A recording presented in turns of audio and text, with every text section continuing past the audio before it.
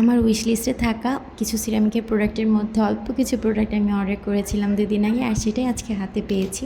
হাতে পেয়ে সঙ্গে সঙ্গে আমি ভিডিও করতে বসে গেছি, আপনাদের সাথে শেয়ার করবো। তাই এই যে প্যাকেজিংয়ের কথা কি বলবো, প্যাকেজিং তো জাস্ট অসাধারণ। খুলতে খুলতে টায়ার্ড হয়ে গেছি।